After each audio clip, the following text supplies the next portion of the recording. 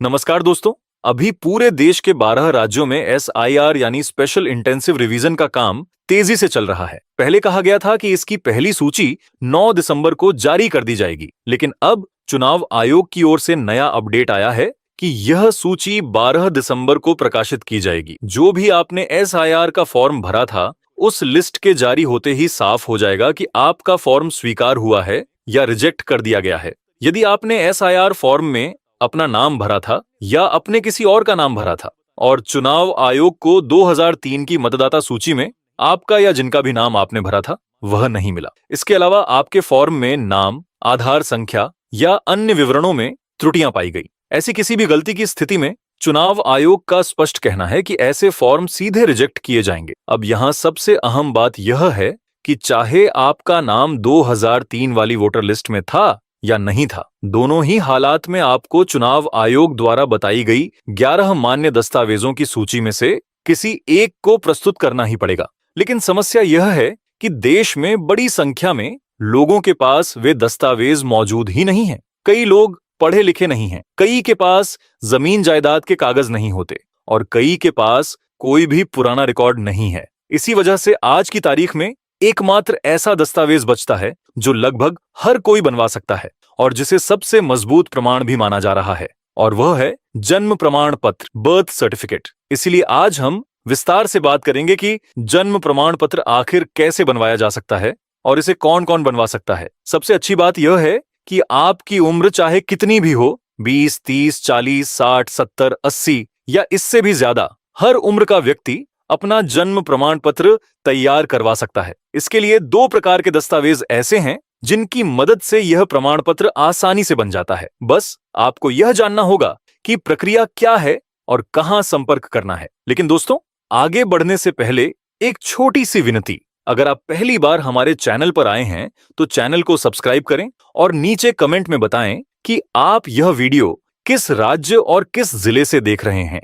इससे हम जान पाएंगे कि हमारी जानकारी देश के किन किन हिस्सों तक पहुंच रही है। तो चलिए अब बिना देर किए पूरे मामले को विस्तार से समझते हैं। दोस्तों, सबसे पहले एक बात साफ जान लीजिए, आधार कार्ड जन्म प्रमाण पत्र बनवाने के लिए मान्य नहीं है। यह बात UIDAI की तरफ से भी साफ कर दी गई है। इसके अलावा यूपी सरकार और महाराष्ट्र सरकार दोनों ने यह नियम लागू एक कर दिया है कि आधार कार्ड का उपयोग किसी भी ऐसे दस्तावेज को बनवाने में नहीं किया जा सकता जिसमें जन्म तिथि प्रमाणित करनी होती है। इसका मतलब यह है कि आधार कार्ड के आधार पर जन्म प्रमाण पत्र नहीं बन सकता।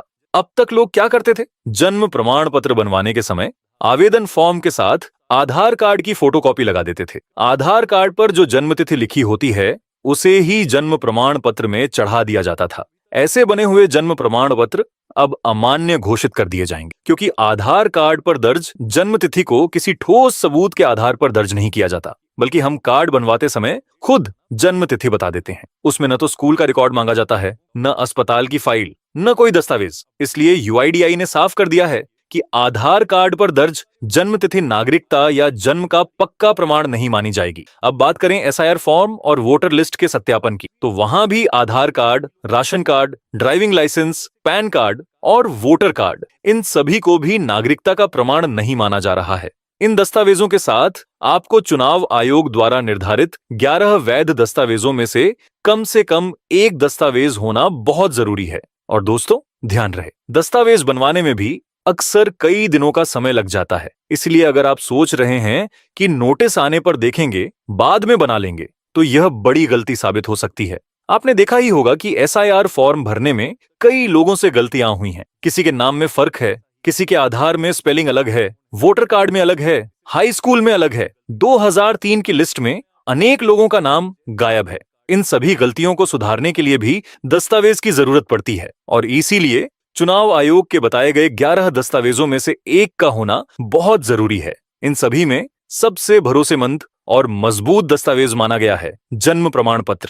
इसके अलावा पासपोर्ट, भूमि संबंधी कागजात, हाई स्कूल मार्कशीट, कोई डिग्री या यूनिवर्सिटी का प्रमाण पत्र, ये सभी भी मान्य हैं। लेकिन जन्म प्रमाण पत्र सबसे महत्वपूर्ण इसलिए माना गया है क्योंकि हर व्यक्ति के पास स्कूल या भूमि के रिकॉर्ड नहीं होते, खासकर 60, 70 या 80 साल वाले हमारे बुजुर्गों के। अब सवाल यह है, अगर किसी भी उम्र के व्यक्ति का जन्म प्रमाण पत्र नहीं है तो वह इसे बनवाए कैसे? तो ध्यान से समझिए, अगर आधार कार्ड मान्य नहीं है तो अब ऐसे कौन से दस्तावेज हैं जिनसे जन्म प्रमाण पत्र बन सकता है।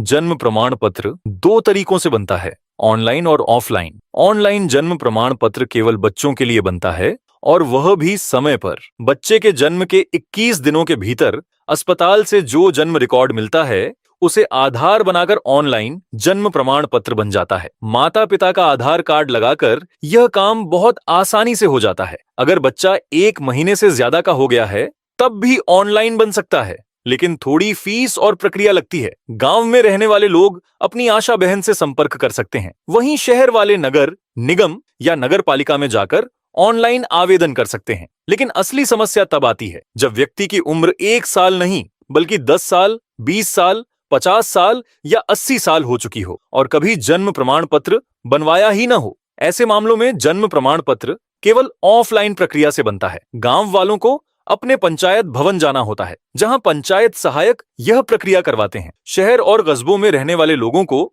नगर निगम या नगर पालिका में जाकर देरी से रजिस्ट्रेशन का आवेदन फॉर्म भरना होता है। वहां जाकर आपको बताना होता है कि आपकी उम्र कितनी है और आपको जन्म प्रमाण पत्र बनवाना है। इसके बाद अधिकारी आपको बताएंगे कि कौन कौन से डॉक्यूमेंट लगेंगे और आगे की पूरी प्रक्रिया क्या होगी। अगर किसी कारण से पंचायत भवन या नगर पालिका आपका आवेदन स्वीकार नहीं करती तो आप सीधे किसी अच्छे वकील से संपर्क करें। वकील पूरी प्रक्रिया समझते हैं और वह आपका एक एफिडेविट यानी शपथ पत्र तैयार करवाते हैं, जिसमें आपका नाम, पता, जन्म तिथि और पारिवारिक विवरण लिखा होता है। यही हलफनामा देरी से जन्म प्रमाण पत्र बनवाने में सबसे महत्वपूर्ण दस्तावेज बन जाता है। अब जब हलफनामा तैयार हो जाता है तो उसके बाद की प्रक्रिया भी समझना जरूरी है। वकील आपका शपथ पत्र बनवाने के बाद आपको आगे बताता है कि अगला कदम क्या होगा। अगर आप गांव से हैं तो आपको पंचायत भवन में जाकर देरी से रजिस्ट्रेशन वाला फॉर्म भरकर जमा करना होगा, और अगर आप शहर या कस्बे के रहने वाले हैं तो यह काम आपको नगर पालिका या नगर निगम में करना पड़ेगा। वहां भी आपको आवेदन फॉर्म जमा करना है और जरूरी दस्तावेज संलग्न करने हैं। इन दस्तावेजों में आपका आधार कार्ड भी लगेगा, लेकिन ध्यान रहे आधार कार्ड पर दर्ज जन्म तिथि उसी तिथि से मिलनी चाहिए जो हलफनामे में लिखवाई गई है। और अगर आपके पास हाई स्कूल की मार्कशीट मौजूद है तो उसमें दर्ज जन्म तिथि ही सबसे मजबूत दस्तावेज मानी जाती है। इसीलिए मार्कशीट में जो जन्म तिथि है वही आपके आधार कार्ड और शपथ पत्र तीनों में एक जैसी होनी जरूरी है। इसी वजह से कहा जाता है कि आधार कार्ड का डाटा बिल्कुल सही होना चाहिए। बहुत से लोग सवाल करते हैं कि अगर उनके पास हाई स्कूल की मार्कशीट ही नहीं है तो क्या करें। यह समस्या खासकर हमारी पुरानी पीढ़ी वाले लोगों में आती है, क्योंकि कई लोग स्कूल ही नहीं गए या बीच में पढ़ाई छोड़ दी। ऐसे में जन्म प्रमाण पत्र बनवाने की प्रक्रिया थोड़ी बदल जाती है। अगर हाई स्कूल की मार्कशीट नहीं है तो आप पंचायत भवन या नगर निगम से पूछ सकते हैं कि क्या 5वीं या 8वीं की टीसी या मार्कशीट स्वीकार की जाएगी। अगर वह मान लेते हैं तो उसी से आपका जन्म प्रमाण पत्र बन सकता है। लेकिन जिनके पास कोई भी स्कूल संबंधित दस्तावेज नहीं है, न टीसी न मार्कशीट, कुछ भी नहीं, उनके लिए प्रक्रिया अलग है। ऐसे मामलों में जन्म प्रमाण पत्र एसडीएम कार्यालय से बनता है। इसके लिए आपको एक बार फिर वकील से मिलकर हलफनामा तैयार करवाना होगा। साथ ही आधार कार्ड पर गलतियां हों तो पहले उसे ठीक करवाना जरूरी है। उसके बाद आपको शपथ पत्र, आधार कार्ड और नगर पालिका या पंचायत से मिलने वाला देरी का फॉर्म लेकर एसडीएम कार्यालय में आवेदन करना पड़ेगा। वहां अधिकारी आपके दस्तावेजों की जांच करेंगे। अब सवाल आता है, कौन कौन से दस्तावेज ऐसे हैं जिन्हें आप सहायक प्रमाण के रूप में दिखा सकते हैं। तो देखिए, Aadhaar card, voter card, ration card, PAN card, इनमें से कोई एक दस्तावेज जरूर होना चाहिए। इसके अलावा अगर माता पिता के किसी पुराने पहचान पत्र में आपका नाम दर्ज है, जैसे पुराना वोटर कार्ड या परिवार का राशन कार्ड, तो वह भी दिखाया जा सकता है। अगर अस्पताल में पैदा हुए थे और उस समय की कोई डिस्चार्ज स्लिप या एडमिशन स्लिप आपके पास रखी हुई है तो वह भी बहुत काम आ सकती है। ग्रामीण इलाकों में कई पुरानी माताएं अब भी यह कागज संभाल कर रखती हैं, वह बहुत मजबूत साबित हो सकते हैं। इसके अलावा आपको 2 गवाह भी लगाने होंगे जो आपकी उम्र से बड़े हों। जैसे अगर आप 20 वर्ष के हैं तो आपके मोहल्ले या गांव के 40 से 45 साल के लोग गवाही दे सकते हैं कि वे आपको और आपके परिवार को बचपन से जानते हैं। इन गवाहों के आधार कार्ड भी आवेदन में लगते हैं। इसके बाद जब आप आवेदन जमा कर देंगे तो एसडीएम कार्यालय की तरफ से अधिकारी आपके घर या मोहल्ले में आकर सत्यापन करेंगे। आपकी जन्मतिथि, परिवार, गवाह और परिस्थितियों की जांच की जाएगी। जब अधिकारी जांच रिपोर्ट भेज देते हैं तब एसडीएम या एडीएम के आदेश पर आपका जन्म प्रमाण पत्र स्वीकृत होता है और फिर पंचायत भवन या नगर निगम कार्यालय से जारी किया जाता है। इस पूरी प्रक्रिया में सबसे जरूरी है शांति और धैर्य। सरकारी कार्यालयों में गुस्सा करने से कार्रवाई तेज नहीं होती। आपको धीरे धीरे पूरी जानकारी लेनी है, फॉर्म सही भरना है और सभी दस्तावेज मिलाकर फाइल तैयार करनी है। अगर कहीं समझ ना आए तो वकील से सलाह लेना सबसे सुरक्षित तरीका है। ध्यान रहे, अगर पंचायत भवन या नगर पालिका आपका आवेदन लेने से मना कर दे या आपकी उम्र काफी ज्यादा हो गई हो तो अंतिम और पक्का तरीका सिर्फ एक ही है, एसडीएम या एडीएम कार्यालय। वहीं से बड़े उम्र वालों के जन्म प्रमाण पत्र जारी किए जाते हैं। तो दोस्तों, ये थी जन्म प्रमाण पत्र बनवाने की पूरी प्रक्रिया। अगर यह जानकारी आपको काम की लगी हो तो वीडियो को लाइक, शेयर और चैनल को सब्सक्राइब जरूर करें। अगली वीडियो में फिर मिलेंगे। धन्यवाद।